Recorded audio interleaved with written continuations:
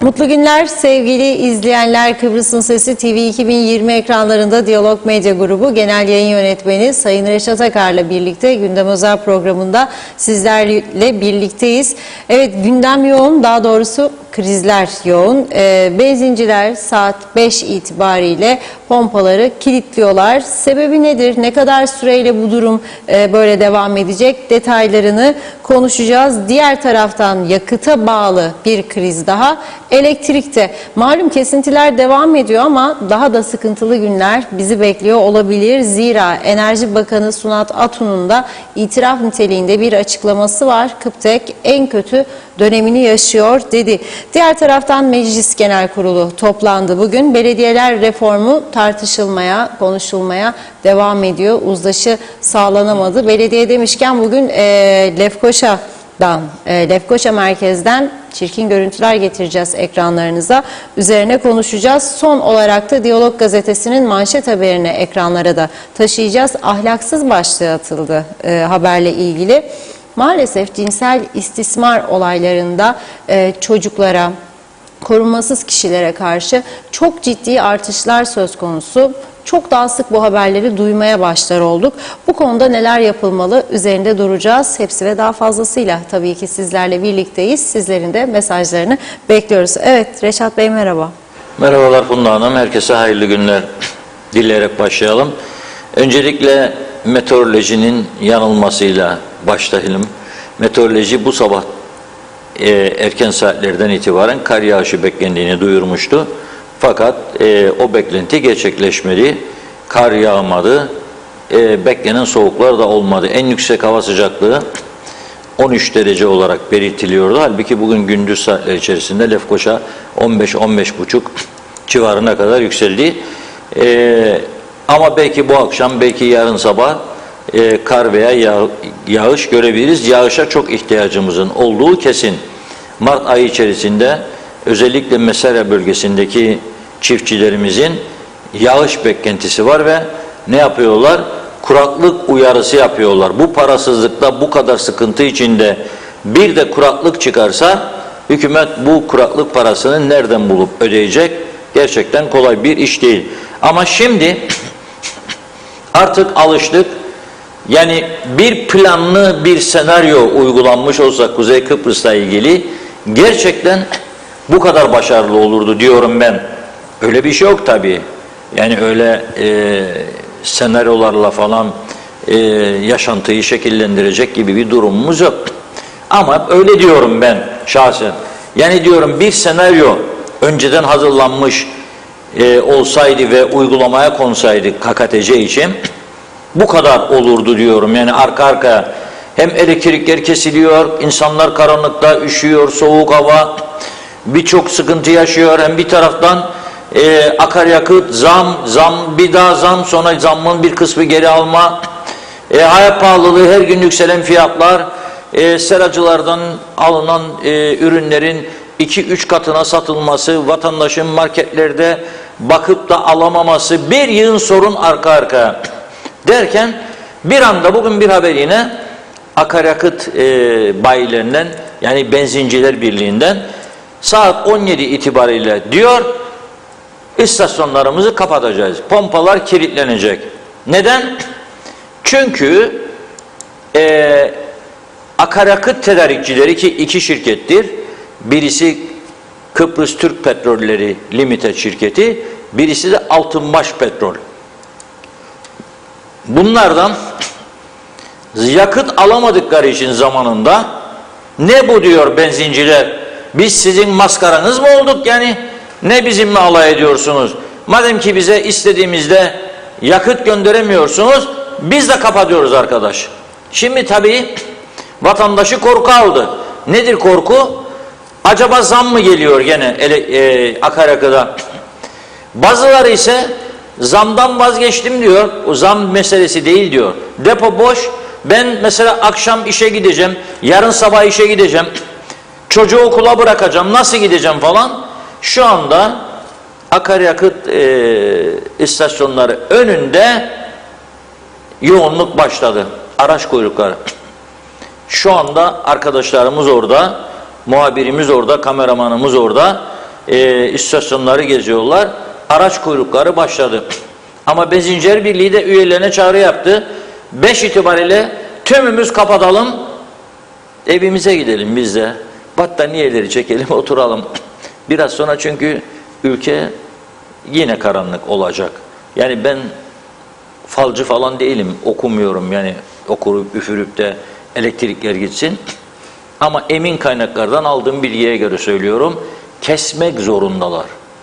Elektrikleri dönüşümlü olarak kesmek zorunda elektrik kurumu. Neden? Az sonra geleceğiz. Ama şu an yaşanan bu. Abdullah Su İçmez'in görüntülerini, şimdi onun çektiği görüntüleri böyle bir sesli izleyelim istasyonların önünden lütfen. Kalmadı. Şimdi gitti mazot.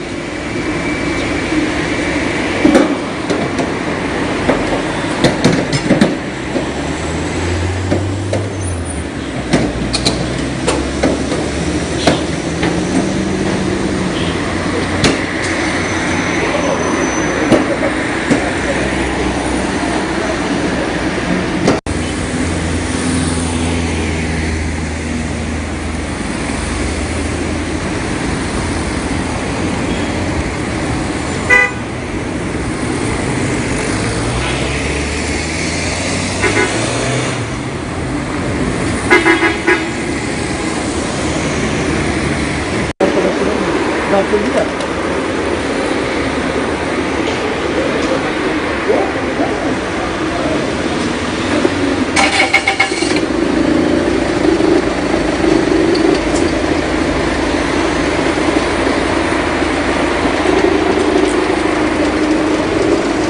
Bizim doldurmadı acaba? Bakalım polis gerçekten yollardan tekrar herkese merhabalar.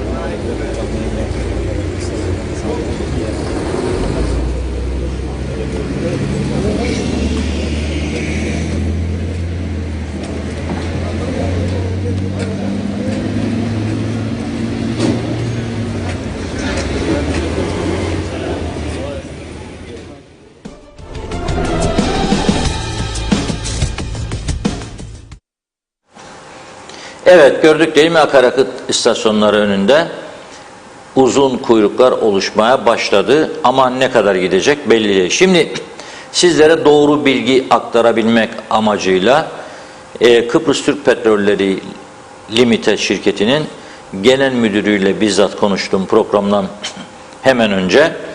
Diyor ki 2 gemi birden getirdik diyor ve gemilerin bir tanesi şu anda dolum tesislerimize boşaltma yapıyor. Tesislere boşaltma yapıyor.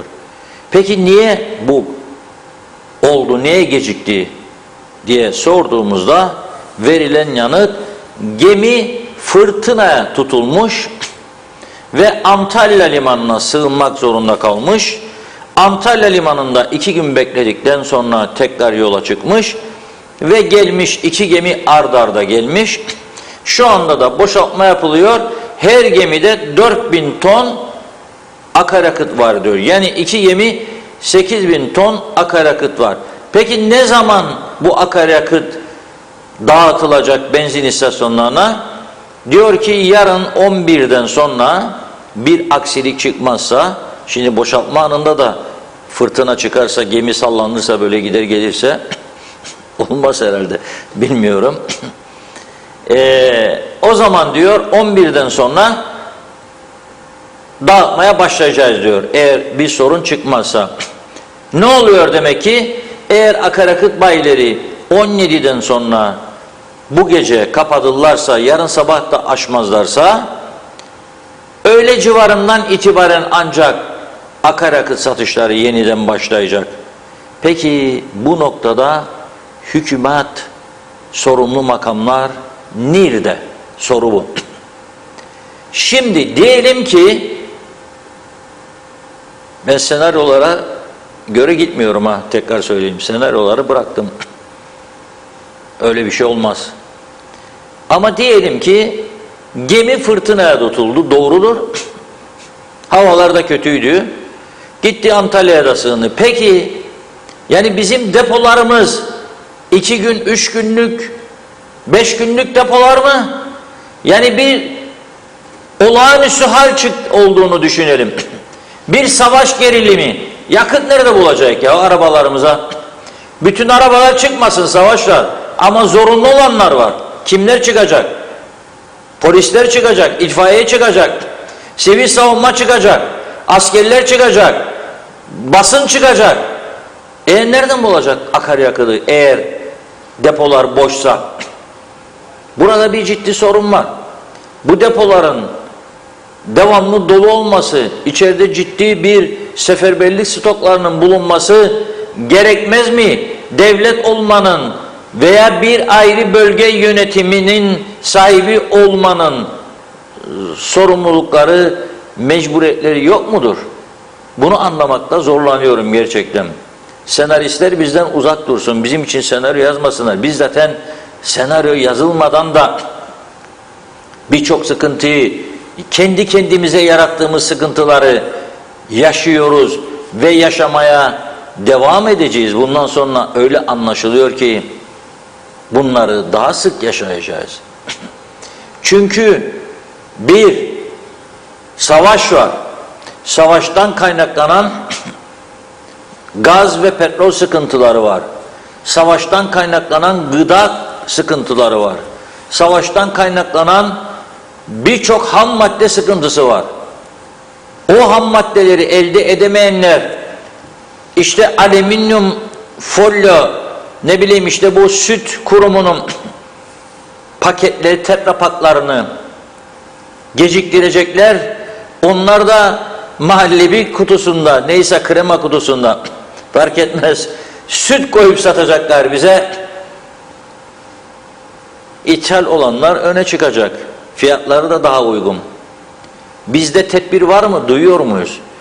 Ya mesela sorsun birisi, nasıl olur Türkiye'den nakliyesi var bunun, tırlara binip Mersin'e, Mersin'den Mausa'ya, şoförü var, tırı var, gümrük komisyoncusu var, gümrük harçları var, bir yıl masrafı var ve buna rağmen o süt 13,5, 14, bizim yerli sütümüz 15,5. Nedir arkadaş bu? Nereden oluyor? Kanayan bir yara varsa pansuman yap. Nasıl yapacak? Pansumanı nasıl yapacak? Senelerce doldurdular fazladan memur, işçi. Her seçim dönemi doldurmaya devam ettiler. Maliyetler yükseldi. Şimdi diyor ki bir usta bir memleket. Siyasetin elinde en önemli kurumlarımız oyuncak oldu. Hesap kitap bile yapmadan yönettiler bu kurumları ve halen de öyle. Hesabı kitabı yok. Kardeşim senin gelirin nedir, giderin nedir, ihtiyacın nedir? Bir süt fabrikasında kaç tane çalışan olması lazım? Bir özel kuruluş olsa bunun hesabını yapmak zorundadır. Yapmayanlar zaten batıyor dünyada, burada. Yapmayanlar, hesapsız kitapsız gidenler batıyor. Batacak da. Devlet kurumu olunca devlet malı deniz yemeyen domuz nedir? Kimse bakmayacak mı buna? Ya al sen de gör işte, geçelim bu seçimi de ben şey mi yapacağım? İhtiyacımız var. Diye bizlere görmezden gelerek, bizlere bir yakıncığımızı da işe soktuk diyerek mutluluk tablosu. Nasıl olsa bak bu kadar sene götürdüler, gene gidecek ya. Bir bizim kim eksik? Bırak koydun bizim gıççatçığı da. Bırak koydun bizim oğlancığı da. Koyduk. Şimdi ne olacak bu iş? Olur mu ya bu iş? Olur, olacak da. Kendim yaptım, kendim ettim, kendim buldum. Peki zihniyet değişti mi? Değişecek gibi mi? Yok. Bakın. İlk akla gelen vururuk, yakarık, kırarık, dökerik. Ne dedi dün belediye sendikası başkanı? Sokaklar yanacak dedi. Niçin? Kabul etmediler bu reform mesasını. Beğenmediler. Tabi burada bu sözü söyleyen adamda değildir suç. Onlarla oturup konuşmayan, onlarla anlatmayan yasanın içeriğini ve iyi anlatılmayan bir durumdan kaynaklandığını bunları Esas sorumlu onlardır. Ama ben bugün meclise baktım. Ne güzel bir görüntü ha. 3-4 ay hiç toplanmadılar. Seçimden bu yana da dün bir arkadaş geldi buralara. Galiba 6 kez. Hadi bakın biraz önceki görüntülerdir bu. Neyi tartışıyorlar biliyor musunuz? Belediyeler reformunu. Ve salona bakın. Ya bir taraftan bize bir muhalefet der ki olamaz işte bu şeydir daha kötü olacak falan filan. İktidar da biz yapacak kararlıyız sonuna kadar gidecek diyor. Hani neredesiniz? Hani aydınlatın biz de bilelim içeriği nedir ya bunun? Bu belediye çalışanlar da bilsin rahatlasınlar. Sizi işten atmıyoruz. İşte garantisi budur. Bizim amacımız budur. Belediyelere verdiğimiz devlet katkısı buradan buraya düşecek veya yükselecek veya tamamen duracak. Belediyelerin bundan sonraki gelir kaynakları şu olacak. Açıklayın. Yok arkadaş. Hiç umurlarında bile. Bakın meclise. Seçip gönderdik bu arkadaşları oraya. En önemli konu şu anda. Dün konuştuk burada. Dün eylem vardı meclisin önünde. Gündemin 1 numaralı maddesi yapmıştık. Gündemin 1 numarasıydı. Bugün bakın. Devlet adına şimdiki Eğitim Bakanı, eski Tarım Bakanı çıktı. Bilgi veriyor. Ve diyor muhalefete 15 senedir bunu konuşuyoruz. Siz de hazırladıydınız falan filan. Ama kimse yok salonda. 5-6 kişi. Diğerleri yok. Nerededir bu insanlar? Yok. Açıklayın, bildiri verin. Vermeyince ne oluyor? Bu da mağdur olacağını düşünen taraf, çalışanlar başka çareleri yok. Eyleme yöneliyor. Eylemin faturasını kim ödüyor? Acısını kim çekiyor gene? Biz çekiyoruz gene vatandaşlar olarak değil mi? Çöpler möpler yığıldığında yarın ki şimdiden çöp var Lefkoşa'da ve diğer taraflarda. Lefkoşa demem ama şaka espri olsun diye söyledim. Lefkoşa'da doğrusu. Lefkoşa'nın Ortaköy bölgesinde çekildi bugün. Taze sıcak görüntüler. Ne diyor insanlar biliyor musunuz? Ne diyorlar? Kaç gündür telefon, ihbar, uyarı, hiç gündüz yanan lambalar gece yanmıyor. Sokak lambaları gece yanmıyor. Ne lambaları gidip tamir eden var, ne çöpleri gidip kaldıran var. Hadi bakalım. Bir taraftan da süresiz grev olduğunu düşünelim. Ne olacak? Bütün kentler böyle olacak. Daha beter tabii. Bir de ne olacak? Bunca zaman meclisten yasa değişikliği geçirmedikleri için, yasaları düzeltmedikleri için bu çöp bidonlarını götürüp her yere dökebilecekler. Dökmenin cezası, bütün yolları çöplerle kapatmanın cezası 8 Turkish. 8 lira. Yarım eurocuk, 50 sent. Para değil yani değil mi? 50 sent. Ben bunu buradan 100 defa söyledim. 100 defa söyledim. Duymazlar ama. Duymuyorlar. Meclise diye gidiyorlar işte emin olun odalarda herkes telefonlarda ahbaplarının işlerini takip etme, onlarla konuşma, akşam meyhane randevulaşması falan. Bu kadar. Bu kadar rahat bir toplum olamaz ya dünyada. Bu kadar rahat bir yönetim şekli olamaz dünyada. Bu kadar rahat bir siyasetçilik olamaz dünyada.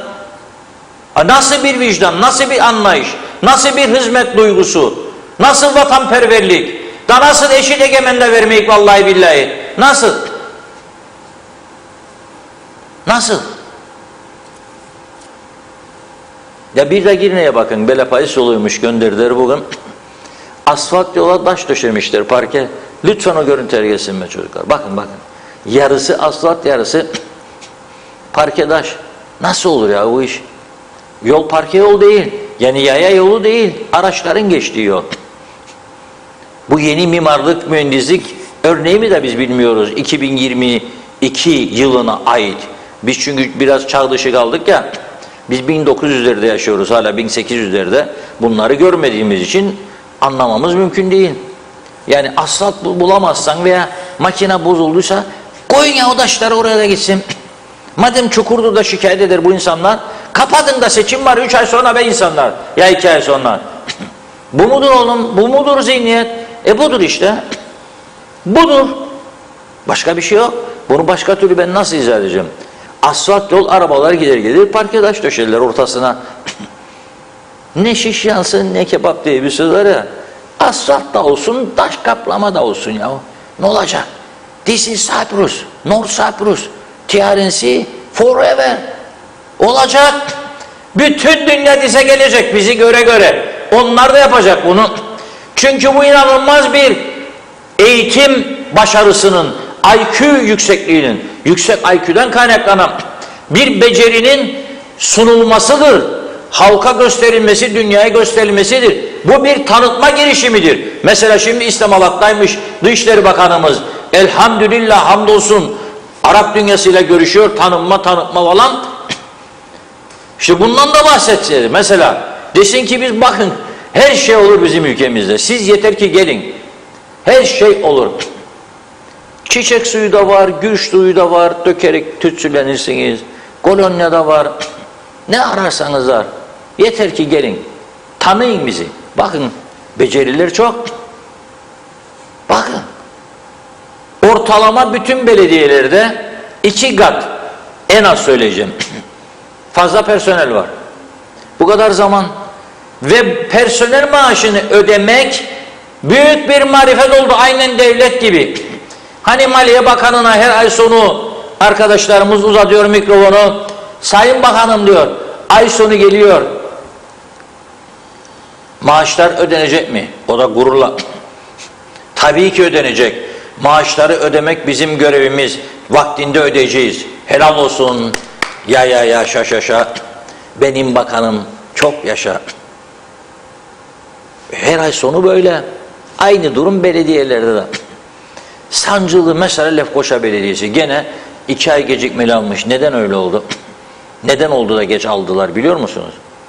Maaşlar yükselince, bak maaşlar yükselince asgari ücret yükseldi ya, devlet verdi ya %47'ler falan filan. Devlet verince belediyelere aşırı bir yük bindi.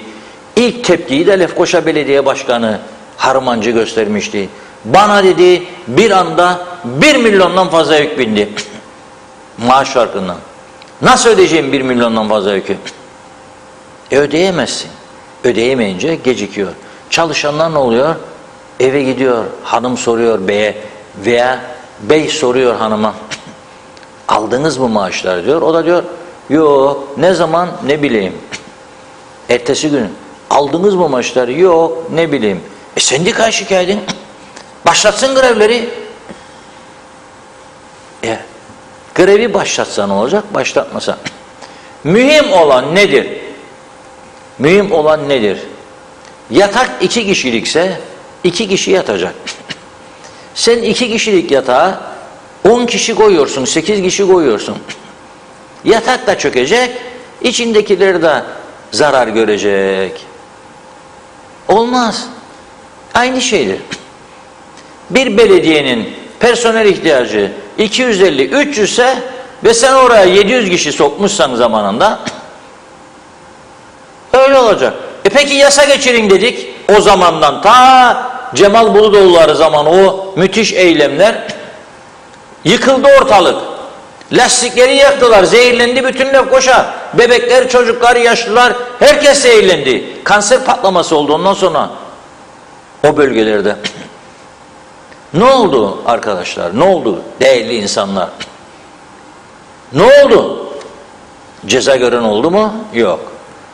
Yanlışların düzeltilmesi için adım atıldığını gören oldu mu? Yok. Biz dedik ki bizde IQ yüksek değil. Fazla şey düşünemeyik. Ama mesela bu konuda basit bir konucuktur. Yani ilkokul çocuğuna sorsam o da aynısını söyleyecek. Ben olsam böyle yapardım diyecek. Mesela polis ihtiyacı var madem ki bu belediyeden öyle güçlü kuvvetli çok arkadaşımız var. Çöp bidonla bir vurduğunda yumruğu devirir de eylemde. Çağırın, anlaşın, oturun belediyelerle 100 tanesini hizmet içi eğitimden geçirin. Alın polis dışarıdan alacağınıza. Hem azalt kadrosunu. Yok kabul edilir mi? Sendika bırakır mı? Devlet yönetme o zaman. Yani başkası seni yönetiyorsa sen zaten devlet yönetmiyorsun demektir. Ama bana kalırsa uzlaşı sağlanabilirdi. Sendikacılar da insandır. Onlara derdin ki bak kardeşim ödenemeyecek bu maaşlar, parasız kalacaksınız. Biz de yakar giyak kamyonlara doldurup sizi götürüp bir yerlere zincirleyecekler. Devletten büyük hiçbir güç yoktur, olamaz. Ama şu anda burada devlet gücü olmadığı için ki bana her gün sorarlar işte siyasete girseydin şu bu, tövbe öyle bir düşüncem olmadığını çok söyledim. Ama bakın ne olurdu? İlk iş devlet babayı devlet baba yapardım. Devlet. Önce devletin saygınlığı. Vatandaş devleti görecek karşısında. Bilecek ki devlet buradadır. Yok ki cep telefonu elimde mesajlaşırken gidip 2 kişiyi öldüreceğim de cezası 3,5 yıl bunun. Olur mu böyle şey? Hissedecek devlet oradadır. Ve cezasını çekecek diye. 30 yıl hapislik yatacağını bile bile alsın cep telefonu mesajlaşsın bakayım bir daha. Çöp dökecekmiş sokağa. Hadi dök bakalım. 8 lira değil 8.000 lira. Hadi dök.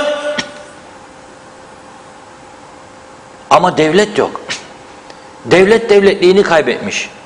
Sonra da bir takım nutuklar tabii ki yani ben dahi gerilmeye başladım. Vatan millet nutuklarını duyduğumda ben dahi geriliyorum artık. Dur yahu diyorum. Bekle bakalım. Devletsek benzinimizin olması lazım. Mazotumuzun olması lazım. Elektriğimizin olması lazım. Çöken yolları tamir edebilmemiz lazım. Yollarda elektrik lambalarının yanması lazım.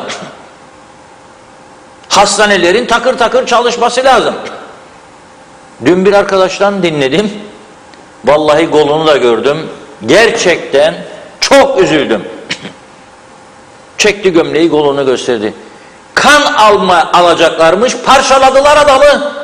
Devletin hastanesinde. Girin hastanesine. Adamı parçaladılar ya, alamıyorlar kanını, düşünebilirsiniz siz. Ha? Düşünebilirsiniz siz. Parçaladılar adamı. Ben gördüm. Adam da demiş durun öldüreceksiniz beni. Deneyimli bir hemşire gelsin deyince bu da o da kötü adam oldu. Ameliyatı bile iptal ediliyordu. Nasıl olacak bu iş? Nasıl olacak? Bu soruları birbirimize soralım, kendi kendimize çıkış yolu arayalım. Nasıl olacak? Mümkün değil. Çok bakıyorsunuz bana. Anladım. Beni görün diyor. Beni görün evet. diyor. Evet. Görmek istersen görürsün. Böyle yapıyorum, görmeyeyim de ama hissediyorum böyle hareketleri. Çok mesaj var. Gitti mesajlara geçiyorum. Gitmeden daha fazla elektrik konusuna geleceğim. Ne olacak acaba elektrikler? Çok önemli. Buyurun. O zaman ben de teşekkür ederek hızlıca başlıyorum. Kerim Akgün'ün mesajını görüyorum. İlk başımıza ne geliyorsa demiş UBP'ye oy verenlerin yüzünden geliyor. Aysun Öztürk iyi yayınlar diledi. Belgin Rıfat sanki bugün alsalar tekrar bitmeyecek mi? Niye bu kadar hücum ediyorlar? Pahalı olacak. Fiyatlar yine yükseldi. Ne yapabilirler ki? Dünyada pahalı olan bir şeyi ucuza satacak kadar zengin mi Kıbrıs? Hasan Nihat Erduran da diyor ki esas sorun ambargolar. Etrafında dolanmak boşuna. Selçuk Uzun, millet panik sanarsın savaş çıktı hemen petrole saldırıyor. Demek ki ülkeyi devlet yönetmiyor. Parası bol olan bazı insanlar yönetiyor. Evet, Havva Muhtaroğlu bir başkadır benim memleketim yazdı. Evet, Aynur Avcı 46 sene buradayım. Böyle Kuzey Kıbrıs Türk Cumhuriyeti'ni hiç görmedim. Halkı kimler sömürüyor? Bu gidişle halkın cebinde bir kuruş kalmaz. Bu bir savaş hali benim görüşüm. Hükümet bertaraf olmuş. Sayar Aker, altın madeni bulmazsak mahvolduk. Bakır tellerinden elektrik değil, kuş sesleri gelmeye başladı. Osman Menem, benim bildiğim kadarıyla seferberlik için devamlı stokları vardır her istasyonda. Hasan Nihat Erduran, bu hükümet savaşı ve dünya borsalarını idare etmeyi beceremiyor diyor. Belgin Rıfat, eski usul herkes birer bidoncuk ya da birkaç bidon tedbir amaçlı evde tutacak ya da ekonomiye gidilecek. Tabii Kıbrıs'ta ekonomik kriz var diye düşünenler mecburen tasarrufa gidecek.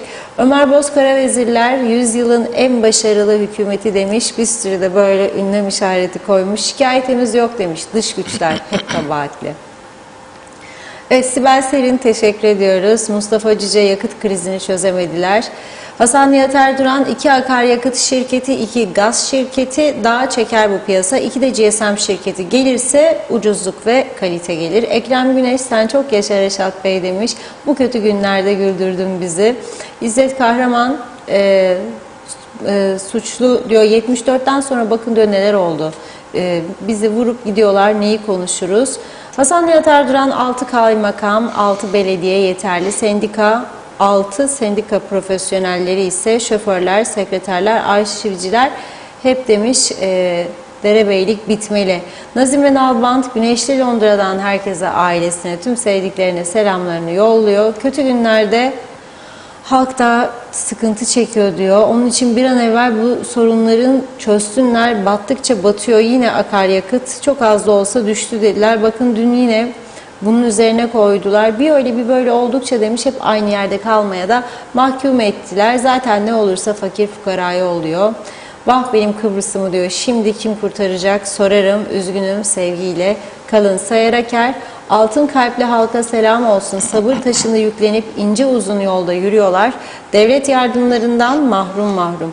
İbrahim Nurdal, çöpleri yakmanın cezası yoksa 1-2 gün sonra Lefkoşa'ya aydınlatmaya başlayacağım. Sendika başkanı pazartesi Lefkoşa'ya alınacak dedi. Çok beklemeye gerek yok demiş. Çöpleri yakıp ısınacağız. Ayşe Güner Mertcan, selamlar, güzel ülkem kaosa doğru gidiyor. Londra'dan Güner Bey yazmış mesajı. Halit Özergin, rezalet, benzin yok. Evet. Mehmet Uluçaylı, bugün bakıyorum Türkiye'de Sayın Cumhurbaşkanı Erdoğan hükümeti denizlere tüneller, üstlerine köprüler yapıyor. Bizim hükümetimiz bastığımız toprağın üstündeki yolları yapamıyor. Nasıl ileriye gidip önümüz aydınlık kalacak demiş. İbrahim Sibel Nisa söyler. Reşat abim, benzin yok, mazot yok, bu konuya el at demiş. Hasan Nihat Erduran, yazın asfalt sezonu başlayana kadar diyor, soğuk ülkeler geçici parke düşerler. Soğuk ülkeler. Sezonda da sökerler asfaltı. Ferda Küçülmez, 3 maymun demiş. Duymaz, görmez, konuşmaz. Evet, memleketi ne hale getirdiler, iftihar etsinler eserleriyle dedi. Erol Hasan, Avustralya'dan kolay gelsin, selamlar diyor bize. Cengizhan Refikoğulları da iyi yayınlar demiş. Erol Topçu da teşekkür ediyoruz. Kıymet Nazım Topal, o çöpleri gördüm, neredeyse 100 karası. Bizim dikmenin hizmetini de gösterin demiş. Dolu çöp bidonu bulursanız diyor, hizmet süper maalesef ama hazmedemediler. Murat Ayes, benzine yapılan zamdan sonra şimdi kuvvetli zam yapılacakmış. Hayırlı olsun. Benzincilerin önüne kuyruk oluşmuş. Hasan Nihat Erduran, karayolları 130 kişi, sadece Lefkoşa Türk Belediyesi 800 kişi. Takdir sizindir diyor. İsmet Sencer, harikasınız dedi. Sibel Çamlı, hastanede ilaç kalmadı. Cemre Akar, iyi yayınlar diliyor. Korona ve yönetim yetersizliği acısını şimdi çıkarmaya başladı. 2 yıllık kayıp, döviz artışlar esas şimdi burada. Esnaf perişan, bazı sektörler Rus ve siyahi müşteriler sayesinde satışlarında etkilenme yaşamamış olsa da bizim gibi yerli halka hitap eden sektörler batma aşamasında. Diğer en büyük sorunumuz artık mal getirme. Maliyetleri anormal arttı. O karla bile çalışsak Türkiye fiyatlarının üstünde kalıyoruz. Bu defa müşteriler niye orada ama burada böyle diyor. KDV, stopaj, gümrük demiş, fon pul, gümrük komisyoncusu, ordino, navlun hepsi birleştiğinde maldan daha pahalı bir bedel çıkıyor. Bu rakamlarla nasıl mal getireceğiz? Bu ülkede artık iş yapılabilirlik bitti. Haklı olarak aklı olan devlete girip garanti olmak istermiş. Bitmiş durumdayız. İş yerlerimizi sürdüremiyoruz. Mehmet Akın, sendika ile ülke yönetmenin sonuçları bu olur. Bu sendikaları başka zaman sokaklarda göremiyoruz nedense. Devlet ne zaman bir politika, kaynak ya da acil önlem planı açıklayacak? Biz halksak devlete güvenmek istiyorum. Yoksa Rum'dan daha çok örnek verirsiniz. Demokrasi, düzen, devlet ciddiyeti acil tesis etmek lazım. Ahmet Halil iyi yayınlar dilemiş. Evet, Yalçın Vehit, biten benzin değil, güven dedi. Saadet Erdemci, Kıbrıs'ın gidişatı iyi değil, durumu düzeltin. Artık seçim öncesi elektrik yoktu, sonrasında da yok. Karanlıklar ülkesi, selamlar. Belgin Rıfat, Reşat Bey eskiden her cuma cami önlerine dilenciler gidermiş, çok eskiden. Daha sonra bu gurbet vatandaşların satmak için gelmelerine dönüşmüştü. Ben çocuktum, hatırlıyorum. 74'ten sonra bu dilenme olayları basbayağı azaldı. Hatta yok oldu. Bu sefer üretip satmaya ya da alıp satmaya yönelmişti gurbetlerimiz. Yani iş yapıyorlardı. Daha sonra piyasada marketler çoğalınca, narenciye, patates ekimi azalınca 80 ve 90'lı yıllarda İngiltere'ye geldiler. Kıbrıs'ta ayrımcılığa tabi tutulduklarını söyleyip iltica ettiler. Şu anda burada çalışıyorlar. İş güç sahibi oldular. Evet, iş güç sahibi oldular diyor. Dilencilik görevini hükümet yapıyor şu anda Kıbrıs'ta. Her ay dileniyor. Ya Türkiye kaynaklarından ya bankalardan. Yani kısacası dilencilik yapılıyor resmen. Var mı bu ay sonu bir sadaka diyorlar. Mehmet Karpaz'da eskiler eliyle eden boyunuyla çeker derler. Ayşen Özgür, ayılana gazoz, bayılana limon, akaryakıta zam yazdı. Barış Göktaş, nasıl olacak diye sordunuz ya diyor. Ben pılı pırtıyı toplayıp güneye geçeceğim. İnsan gibi yaşayacağım. Ben 21 sene oldu demiş kaçalı. İyi ki de kaçmışım. Kader Akyollar.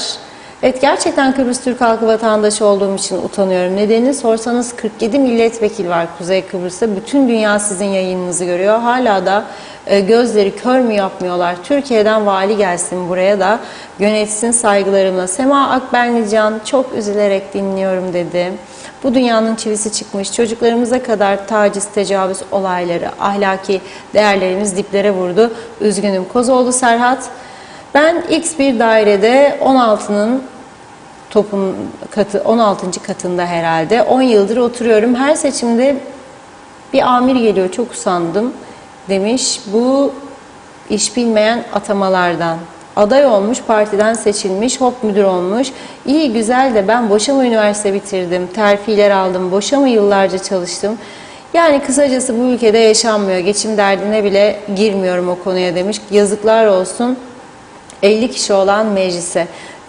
Tezel Tuhafiye, Tezel Yavaş'ta sizlerin bizlerin gördüğünü duyduğunu idareciler görmüyor mu, duymuyor mu, hiç açıklama yok dedi. Emine Durmaz, bir tarafta elektrik yok, bir tarafta benzin yok. Nasıl bir ülkede yaşıyoruz? Artık bıktık usandık demiş. Hükümet ne zaman bir çare bulacak? Her yerde eskiye dönüş, nasıl çağ atlama? Eski çağı yaşıyoruz. Dünya aya çıkarken biz de kara lambalara döneceğiz dedi. Evet, bir iki mesaj okuyup ara verme vakti. Özkan Bişmiş, her geçen günü arayacağız. Tezel Yavaş, halk yine panikle akaryakıt istasyonlarına akın etti diyor. Hiçbir etkiliden de hiçbir açıklama yok. Mert Zeybek de halledemiyoruz demiş. Hüseyin Koltan, hoş vakitler, sağlıklı yayınlar, her şey gönlünüzce olmasını temenni ediyorum. Ağzınıza sağlık dedi. Engin Sedat Tözün, ne mutlu bize ki dünyanın her tarafından ödül alan başkanımız var. Bir madalyada Erdoğan'a takın demiş. Yıldız gibi parlar. Mustafa Deniz Gezen, her yerde sokak lambaları gündüz yanar şimdi de dedi. Son bir mesaj Ali Dereseven'den aktarayım. Sonrasında devam edeceğim. Evet, Ali Dereseven de diyor ki Kuzey Kıbrıs'ta olan tüm bu olaylar rastlantı olamaz. Birileri bir senaryo yazdı, bizimkiler de oynuyor. Bana göre yaratılan bu sıkıntıların tek amacı bizlere illallah çektirip ileride yapılacak olan bir referandumda Rum'la beraber yaşamak için evet dedirtmek. Bu kadar çok sorun yaşarken diğer taraftan ödenen ek mesailer demiş, örtülü ödenekler ve hala daha kullanılan resmi hizmet araçları insanın çıldırması hiçtendir dedi. Evet, devam edeceğim mesajlara. Şimdilik bir ara verelim.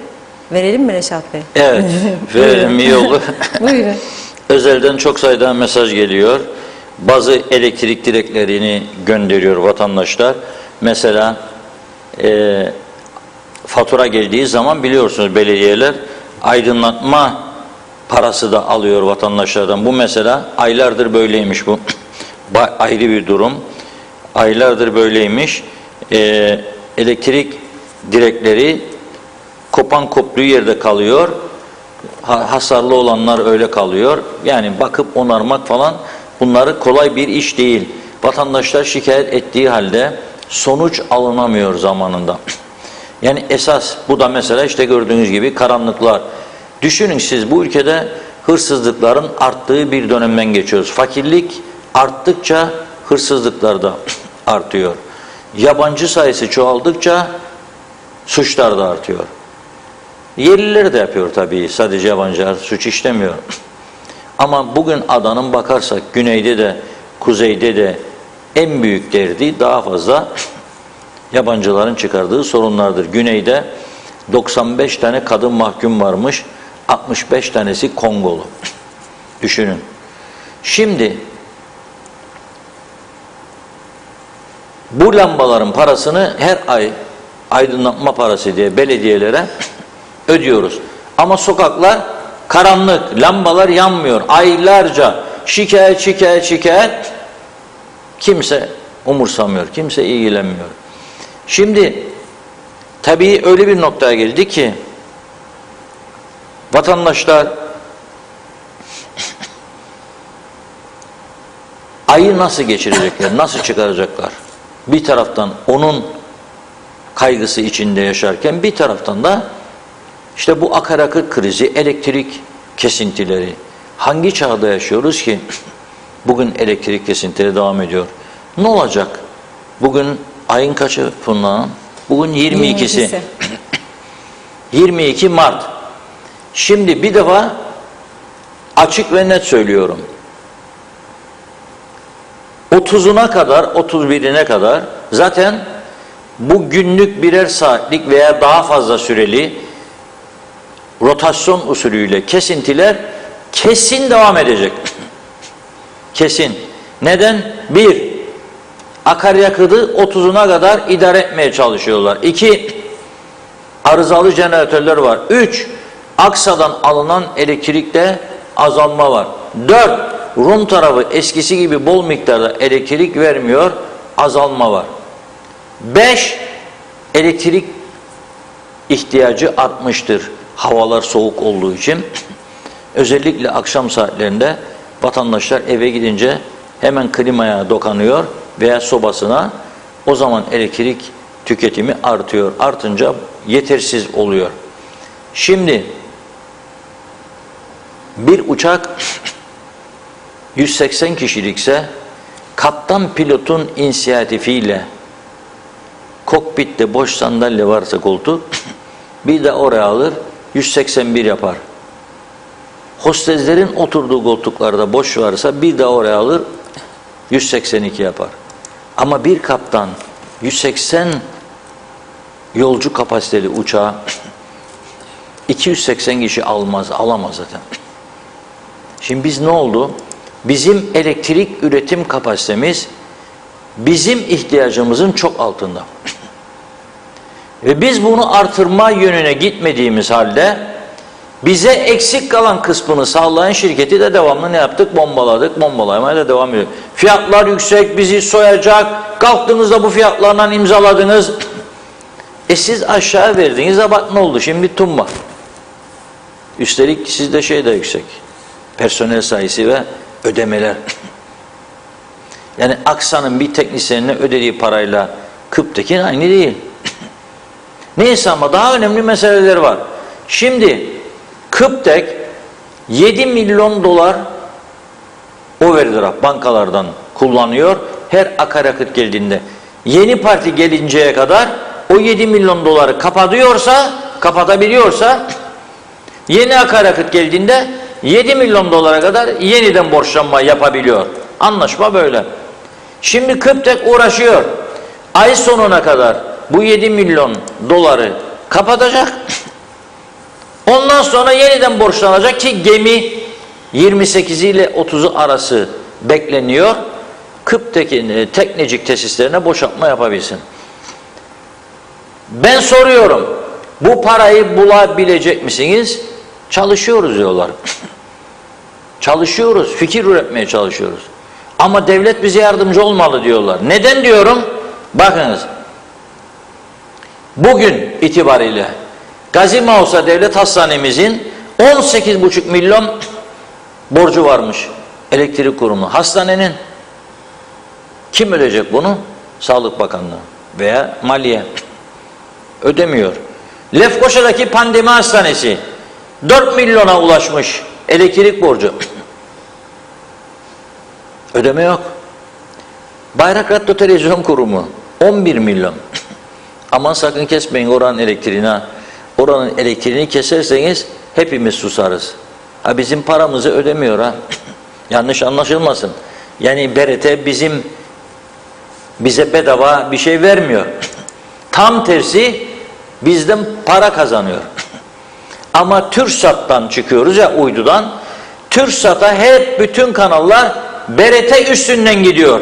Onun elektrikleri kesilirse bizim ekranlarda kararır. Biz ayrıca diğerlerini bilmem ama BRT'ye her gelen faturayı zamanında aksatmadan ödüyoruz. Ama 11 milyon dolayında borcu varmış. Kim ödeyecek? Maliye. Maliye şimdi dün aldığımız bir bilgiye göre maaşları ödeyebilmek için 165-170 milyon TL civarında ek bir borçlanma için çalışıyor. Günler yanaştı. Bugün 22'si, 27-28'i emekli maaşları ödenecek. Ayın 31'inde de memur maaşları ödenecek. Sosyal Sigorta Kurumu aynı şekilde. Onun da ciddi ihtiyacı var. 150 milyon da o arıyor. Bulabilirler mi bilmiyorum. Bugün soramadım. Ama 150 milyon da onun ihtiyacı var. Yani çok zor ve sancılı bir süreçten geçiyoruz ki enerjiden sorumlu Maliye Bakanı dün mecliste dedi ki Kıptek tarihin en kötü döneminden geçiyor dedi. Ve Kıptek'i bu hale düşürenler hakkında hesap soracağız dedi. Kıptek ne zaman bu süreçleri yaşadı eğer hesap kitap doğruysa? Son 6-7 yılda mı böyle oldu? 6-7 yılda hep çoğunda UPP vardı, partisi yani. Nasıl hesap soracak? Bu da çok enteresan bir durum. Mümkün değil. Ayrıca bugün birinci sayfada Diyalog Gazetesi'nin, işte farkı görmek lazım, tepeden verdiği bir haber var. Çok önemli. Neye dayanarak verdik bunu? Merkez Bankası'nın açıklamasına. Ama açıklama uzundu. Okumak lazım, zahmet lazım. İşte günümüzün büyük bir kısmı okumakla bunları öğrenmek için geçiyor. Okuyup altlara doğru geldiğimizde baktım ki abo dedim, ne oluyor ya? 2021 geçen sene KKTC devletinin 954 milyon Türk lirası açık vermiş maliye. Ve maaşları da ödeyebilmek için 612 milyon da borçlanmış. O borçlar duruyor ha.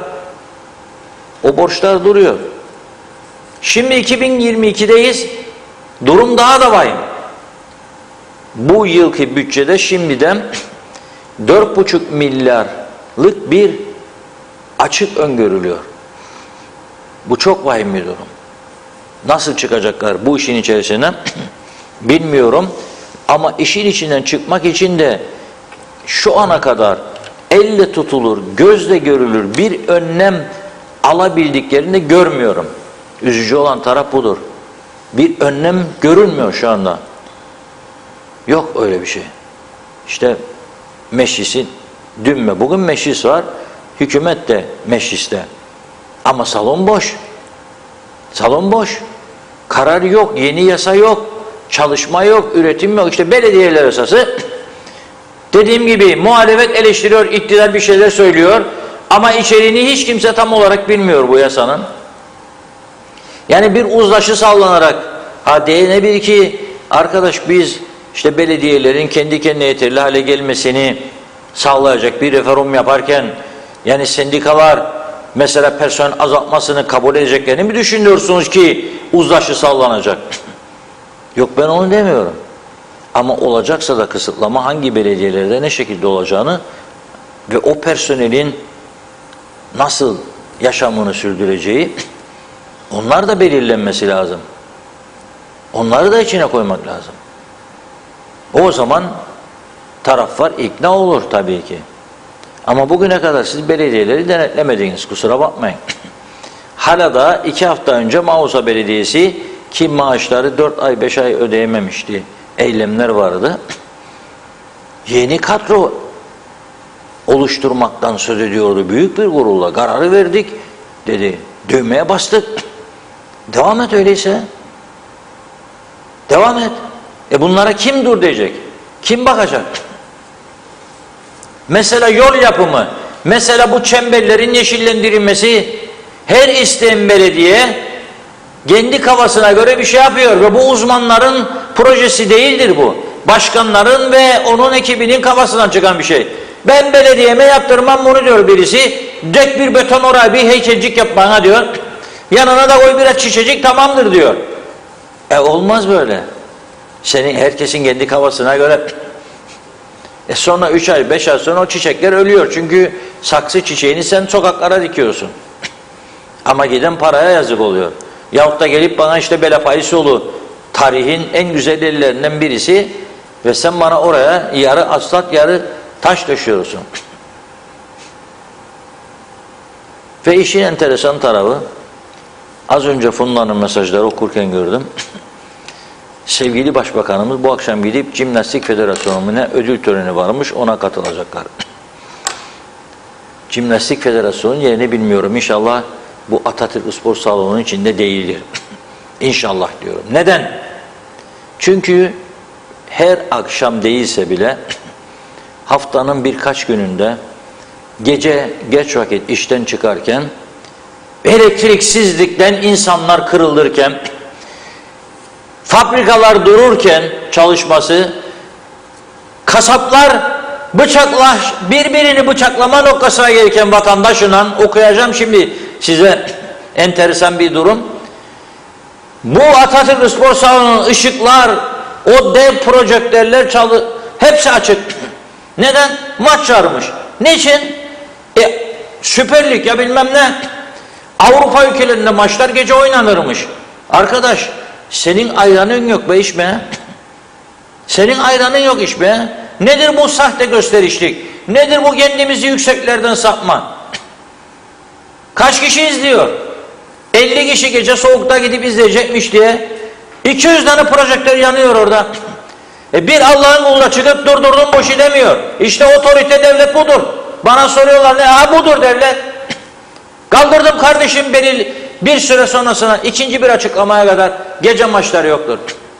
Nereye kaçtı ya gündüzler? 60 derece sıcakta yok. Nedir bu? Gündüz herkes çalışır. Hafta sonu oynar. Köy takımlarını birleştirmeyi düşünüyor musunuz? Çok söyledim. Yok. Başkan bulamıyorlar biliyorsunuz değil mi çoğu köy takımı? Paralı başkan ararlar. Çünkü nasıl besleyecek? Yok. 2 kilometre ya 1 kilometre mesafede köyler var. Onun da takımı var onun da. Birleştirelim ve güç olsun yok. O da çim saha ister, o da. Bakan gittin ne köyler? Biz seni seçtik bölgemizden. Ona yattın çim sahada bana yapma.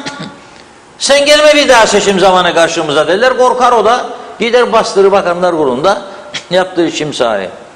Gidin yatın üzerinde şimdi bakayım hadi. Gidin yatın hep beraber orada. Açın ışıkları da evde elektrik yok. Gidin çim sahanın üstüne hepiniz atın çarşafları yatın. Böyle bir devlet yönetimi mi olur ya? Hiçbir konuda tasarruf yok, tedbir yok. Hiçbir konuda. Resmi hizmet araçlarını söylüyorum devamlı buradan. Uçuyor havada arabalar kimin umurunda? Başta kendileri. İnşallah yanlış bilgi aldım. Bir makam sahibinin bir haftada harcadığı akaryakıttan söz ettiler bana dün. Aman Allah'ım dedim. İnşallah bilgi yanlıştır.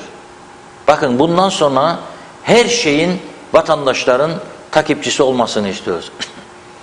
Çalışanların da baktınız gördünüz ki o makam sahibi şu çalışırsınız yanında bir haftada 5.000 liralık yakıt yakıyorsa açın telefonu bildirin buraya. Açın telefonu bildirin. Böyle bir yönetim anlayışı olamaz. Hapisliktir ya başka ülkelerde bu. Hapisliktir. Olamaz böyle bir şey. Resmi törene gidiyorsan hadi o makama bin git. Ama onun dışında hiçbir yere gitme hakkın yoktur. Sen geceleri hala da seçim varmış gibi köy kahvesi gezeceksiniz. Ya bilmem nereye gideceksiniz. Resmi hizmet aracı, hayır arkadaş. Olamaz bu. Bu kadar acı çektiğimiz bir dönemde sen jeneratörlere yakıt bulamayacak olduğun bir dönemde santrallar duruyor. Araçlar panik halinde, insanlar, depolar boş. Böyle bir lüks yaşama siyasetin devam etmesi mümkün değil. Bu meclisi de eğer bu şekilde, yani 45 yıldır bize yaptıklarını yapmaya devam ediyorlar belli. Bu şekilde devam edeceklerse yazıktır, gidip oradan o kadar elektrik lambaları yakmasınlar, o kadar zarara sokmasınlar bu ülkeyi. Hiç gitmesinler oraya. Çünkü iş yok. Görüyorum. BRT kameraman orada, elektrik parasını ödeyemez durumdaki BRT kameraman orada, Meclis TV koymuşlar adını o saatlerde, diğer saatlerde BRT 2 oluyor ve sen o saat yayın yapar görüyorsun diye o ekrandan, seni 3-5 kişi izleyecek diye oradan, boş salonda, sen yarım saat konuşacaksın, o da verecek, elektrikler sonuna kadar yanacak orada lambalar, aferin biz siyaset yapıyoruz. Olmaz ha. Bu siyaset dürüst siyaset değildir. Bu siyaset dürüst siyaset değildir. İnsaf be. Kapatın kapıları. Çok gerekli olduğu zamanlarda açınız. Yazık, günahtır. Öyle bir duruma geldik. İşte söylüyorum. 7 milyon doları bulursalar 30'una kadar öderlerse bankaya, tekrar 7 milyon dolara kadar borçlanma şansları olacak. Akaryakıt boşalacak, verecekler. Ama çok büyük bir ihtimalle ayın 29, 30, 31'i, Nisan'ın 1'i, 2'si daha çok elektrik kesintisi yaşayacakmışız gibi bir durum var. Akaryakıttan kaynaklı. Arızalar ayrı, onları hiç söylemiyorum bile. Her yer arızalı. Bakın lambaları falan gösterdim dün sizlere. Dikmen bölgesinde rüzgarlardan kopan, devrilen enerji nakil hatlarını gösterdim. Hala yerde yatıyor, duruyor bunlar. Bakan yok, giden yok. Bunlara para yok. Bunu ayağa kaldıracak ekip yok, para yok. Biz burada bekliyoruz ki bu sistemle, bu hastalıklı sistemle aydınlık günler görmeyi bekliyoruz. Nasıl göreceğiz? Karanlıklara devam. Bunun başka bir çaresi yok. Tabii bu elektrik kesintileri daha başka sıkıntıları da artık gündeme getirmeye başladı. Mesela birkaç kez söyledim. Dedim ki sen adamın elektriğini kesiyorsun. 1 saat, 1,5 saat. Gece 10'da. Bakkal kapattı dükkanını, 8'de gitti evine, mahalle bakkalı. Veya kasap kapattı dükkanı, gitti evine 7'de, 8'de, 8.30'da. Sen ona 9'da elektriğini kestin, 11'de geri verdin. Adam dükkanında değil. Elektrik kesintisi geri gelmesi, çoğunun buzdolapları yanıyor. O adamın içeride marketçinin dondurması, başka donmuş etleri, tavukları ne aklınıza gelirse orada zarar görüyor. Kasabın da buzuktaki etler. Şimdi nasıl oldu bilmiyorum. Dün enteresan bir dava oldu. Bir tutuklama oldu. Ne olmuş? Hasbolat'ta bir kasap müşteriye 1 kilo kıyma vermiş. Müşteri kıymayı alıp evine gidiyor. Bakıyor kokusu iyi değil. Bindiği gibi arabaya geri gidiyor kasaba. Sen bana diyor bozuk kıyma verdin diyor. Ve sokakta bağırıyor. Adam gerilmiş çünkü 100 lira, 110 lira, 120 lira ne kadar verdiyse bilmiyorum. O civarda kıyma fiyatları. Adam zaten parası sınırlı. 120 TL gitmiş. Adam diyor, hanım da diyor, bak diyor kokuyor diyor, kokuyor. Ben çocuklara yedirmem bunu diyor. Adam alıyor kıymayı, pürsünür geri gidiyor. Kasaba başlıyor kapının önünde bağırma. Bana kokmuş kıymayı verdin, eskimiş kıymayı verdin falan filan. Kasapta dur bağırma diyor. Gelen geçen diyor, adı kötüye çıkacak. Yok öyleydi böyleydi. Meydan kavgası. Kasabın önünde. Sonra dayağı yiyen taraf, şikayetçi taraf gidiyor köye. Köyden kardeşinin başkalığını alıp geri geliyor. Tekrar bir meydan kavgası. Kasap da bu defa bilediği bıçağı alıyor. Sen misin bağıran, sen misin beni rezil eden? Saplıyor birkaç yerine. Bu hale geldi bu Kuzey Kıbrıs. Bu Kuzey Kıbrıs bu hale geldi. Gıda kontrolü yok, kalite kontrolü yok, denetleme yok. Vatandaş perişan, satan da perişan, alan da perişan. Adamın buzluklar her gün 2 saat, 3 saat kesiliyor. Geri geldiğinde birçok insandan duyuyoruz, elektrikli aletleri yanıyor. Voltaj ya yüksek geliyor ya alçak geliyor. Bir de sabit güç kaynağı yoksa adamın yandı demektir. Hangi çağdayız ya? Bir de bunlar olsun yani bu ülkede. Ben bunu devamlı vurguladım. Dedim ki dikkat edin. Çocuğa gittin dondurma aldın bakkaldan. Ya anneciğim de vitamin koy. Çocuk 5 dakika sonra tuvaletin yolunu tutar. Hep bütün bakkallarda değil tabii, yanlış anlamasa kötülemiyorum ama onların da suçu değil, onu da söylüyorum. Kesiliyor, hepsi zarar görüyor. Bu işin sonu nereye varacak? Yani bu elektrik sadece 1 saat karanlıkta kalma meselesi değil. Daha geniş düşünmemiz lazım. Yani sadece 1 saat karanlıkta kaldık, sobalar çalışmadı, anneciğim üşüdü, çocuklar üşüdü meselesi değil.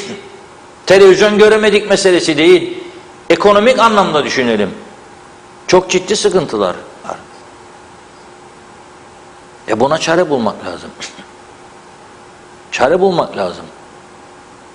Ve bu böyle mecliste iktidar öyle dedi, muhalefet böyle dediğiyle düzelecek bir mesele değil artık. Bakın dün ne güzel konuşmuş UBP'nin genel sekreteri, bir hafta Çalışma Bakanlığı yapan Oğuzhan Hasipoğlu. Meclis konuşmasını programdan sonra dinleyebildim sesinden. Çok güzel izah etti. Başbakanım dedi, yeni bir görev layık gördü bana dedi. Ama dedi, ben başbakan olsaydım meclis dışından birini bakan yapmazdım dedi. Düşünebilir misiniz? Neden yapmazdınız? Meclis dışından biri olmamalı. Çünkü milletvekili seçilenler dünyanın en üstün meziyetine sahip kişilerdir. Aday olurken IQ'leri ölçülüyor ve çok yüksek olduğu tespit edildiği için aday yapılıyor. Yoksa 50 bin lirayı veren mi oluyor? 50 bin lirayı veren mi oluyor? Yoksa IQ yüksek olduğu için mi? Yoksa deneyim, hangi ülkelerde, nerelerde ne yapmış, hangi şirketlerde ne başarılar elde etmiş, ben bunu alırsam, eğer madem bakan yapacağım milletvekilini, acaba ekonomi bakanı yaptığımda ekonomiyi ne kadar biliyor? Çalışma bakanı yaptığımda çalışma hakları, özgürlük, sosyal sigorta ihtiyaç sandığı nasıl çatlar dönecek?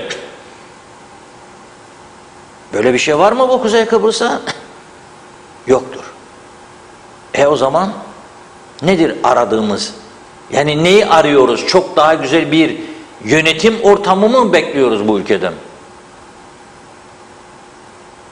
Yoktur böyle bir şey. Böyle bir bolluk olamaz. Kusura bakmayın. Ne güzel konuştu doktorcuğum derik hepimizde. Bakın birçok bölge öyledir. Elinizi vicdanınıza koyun. Doktorcuğum da bir taneciktir. Bak dedi kalpçiğime de paracık da almadıydı benden. Vereceğim vallahi billahi. Ver. Hadi Allah'a şimdi. Öyle oldu bu ülke. Kalpçiğine bak daha da paracık da almadı. Ama şimdi ödediğin bedeller, şimdi ödediğin bedelleri söyle bakalım. İlaç var mı hastanede? Yok. Ne yapıyorsun? Ellenigi gipriyagi gavur tarafı, Rum tarafı. O yanı doğru dönüyor, çark. Ben de gidiyorum alıyorum bulmadığım ilacı. Açık ben de söylüyorum. Yoksa buradan orada barikat git al gel. Git al gel. Kimdir bunun sebebi? Ben miyim bunun sebebi? Yazık günah. O hale geldi burası. Bazen diyorlar ki ya Reşat Bey sinirlenme. Ya işte onlar da insan. Tamam ben insan olduklarını biliyorum. Ama artık sabır kalmadı ya. Sabır kalmadı. Kadın tencereyi evde ne zaman fırladır? Koca çok dırdır ettiği zaman. Çok kızdığı zaman. Bir de yiyecek götürmediği zaman. Hani ne getirdin ha çocuklara pişireceğim? Para mı var? Tamam o zaman bu tencereyi at Atarım yere kırılsın. Atar kırılır tencere. Sonra adam gerilir. Kalkar gider üstüne yürüsün. Bu da polise şikayet eder kendini. Beni tehdit etti diye. Yasalarda öyle bir yasadır ki polis der ki gel bakalım karakola ifadeye. Sonra nöbetçi mahkemeye. Nöbetçi mahkeme 3 gün en az tutukluluk. Sonrasında der ki işte 5.000 lira kefaletle serbestsin ama yargılanacaksın. Yargı günü geldiğinde 6 aycık başlangıç. Tehdit, şiddet. Yapmasın tabii kimse. Kimse kimseyi tehdit etmesin, şiddet kullanmasın asla. Çok çirkin bir şey. Ama gerildi insanlar.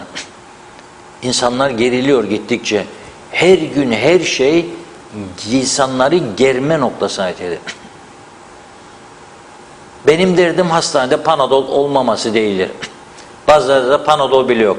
Avrupa'da hiç vermezler Panadol'u, sen satın alırsın. Çok ciddi ağrıların varsa ağrı kesici verirler. Ama benim derdim kanser hastaları ilaç bulamıyor. Birçok insan ilaç bulamıyor. Geziyor elinde reçete. Eczanelerde de bulmuyor. Hadi bakalım hangi parayla sen kolay mı euroya çevirip gidip güneyden ilaç alacaksın? Ucuz bir ilaçsa hadi sorun değil. Ya değilse. Enteresan bir durum. Söz hakkı sizde Funda Hanım, buyurunuz. Evet, hızlıca Ama başlıyorum. sakın tencereyi siz de atmayın ha. Yok, atmam ben. Evet, bakayım. Ali Dereseven'in mesajını görüyorum ilk.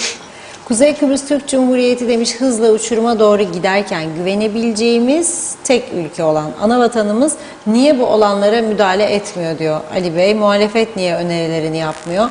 Nazibe Nalbant, her şeyin üstüne koydukça koyuyorlar. Bakın birkaç gün sonra daha nelere zam gelecek diyor. Para suyunu çektikçe de çekiyor. Düzelecek mi böyle zamlarla? Daha kötüye giderse ne olacak? Sıkı denetimler olursa demiş her şey düzelir. Çöpleri de toplarlar diyor, zarar verilmez. Bakıyorum para cezası koysunlar demiş çöplerle ilgili. O zaman diyor atarlar mı? Bunu yapsa diyor kimse bir şey yapmaz ama ceza vermiyorlar. Ne isterse yapıyor insanlar. Kimse de umurlarında değil demiş. Enver Kabi'den UBP'ye oy vermeye devam. Ver de korkma. Hüseyin Koltan, Reşat Bey 2 ay oldu. Seçimler bitti. Hala da halk için yapılan hiçbir şey yok. Var olan zamlar ve hayat pahalılığı ve elektrik kesintisi devam. Çok teşekkür ederiz. Sağ olasın. Sibel Yemenicioğlu, Kuzey Kıbrıs için yiyip tüketen yine içindeki vazifelilerdir. Ne koparırsam diye çalıştılar emekli olana kadar. O eski vatan sevdalıları eksildikçe eksiliyor. Şerefi dahil her şeyini peşkeş çekenlerde başı çeken, barış beklentisinden ümitlenen kesim. Salih Dere, belediye almaz parayı aydınlatma için kıpte kalır dedi. Elvan Hasan Arpa'da sokak lambaları belediyelerin sorumluluğunda değil kurumun sorumluluğundadır diyor. Neşe Güneş Fellahoğlu, Ankara'dan selamlar, sevgiler. Dışarıda çok soğuk bir hava var. İçerideyse doğalgazla ısınan evler, sıcacık ve kesintisiz elektrik var. Neden güzel Kıbrıs'ımız insanları bu zor koşullarda yaşıyor? Evet, Enver Kabi'den cevap vermiş başka mesaja. Hasan Nihat Erduran, tüm sokak lambaları tek elden yönetilecekti. Buyursunlar, halletsinler. Özeş Oğuz, bu karanlıkların geleceği aydınlık değil, daha da karanlıklar bizi bekler. Bestami Gezer, pahalılık nedir demiş. Nerede sorumlu adamlar? İsmail Kızılşahin, benzinciler kapatmış, inşallah hiç açamazlar diyor. Açmazlar diyor. Belgin Rıfat, Reşat Bey çünkü faizle, üstelik yüksek faizle borç alıyorlar.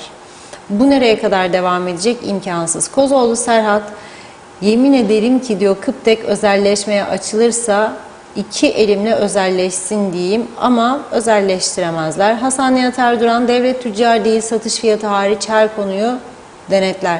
Kural koyar, altyapı yapar, kullanandan da vergisini alır, güvenlik, yargı, eğitim, sağlığa harcar. Durum bu. Gürkan Yakış, bir sorum olacak demiş. Toplamda 5,5 aydır vatandaşlık için sağlık raporu alamıyorum. Kanunen hak ettiğim vatandaşlık için Sağlık raporu alamadım. Doktorlar grevde hala ve sadece kamuda işbaşı yapacakların sağlık raporlarını imzalıyorlarmış. Bu Sağlık Bakanı bu sorunu ne zaman çözecek? Ne zaman devlet burada diyecek de ben sağlık raporu alacağım. Bir grevi sonlandıramayan birinden Sağlık Bakanı olur mu Allah aşkına? Lütfen söyler misiniz diyor. Ne yapmam lazım? Belgin Rıfat, şimdiden görünen rakam 4,5 trilyonsa bu gelecekte bütçeye kadar 8 trilyonu bulur dedi. Hakkı Şamil Yenikent'te Ceyran gitti. Mustafa Cici Baba, az önce sizi izlerken dışarıdan bir ses alo alo dedi. Merak edip dışarı çıktım. Filipinli biri 2 euro verir misin dedi gayet medenice. Tövbe tövbe, son halimiz bu şekilde. Evren Yüksel, dünyada ne kadar fakir fukara memleket varsa hepsinden var Kuzey Kıbrıs'ta. Kuzey Kıbrıs bir de onları besleyen bir ülke. Bu işin sonu nereye varacak diyor. Ülkede ne Kıbrıslı kalacak ne de Türkiye'li. Gökhan Saraç, güzel yurtta yakıt satışı durdu. Yazıklar olsun demiş. Emine Durmaz, tam bir devlet başkanı gibi konuştunuz Reşat Bey ve verdiğiniz bu örneklerle ayakta alkışladım sizi. İsmail Şahin, evet okudum galiba mesajı. Saat 5'ten itibaren akaryakıt kapandı. Belki hiç açılamaz diyor.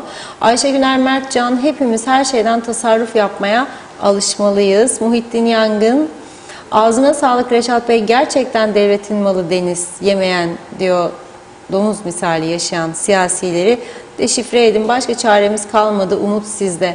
Ali Taner Kocano, ülke batık halde ne yazık ki ama atamalar devam. Celal Alkan, 12 yıl müdürlük yaptım. Bir tek gün resmi hizmet aracı kullanmadım. Bu ne israf, bu ne gösteriş.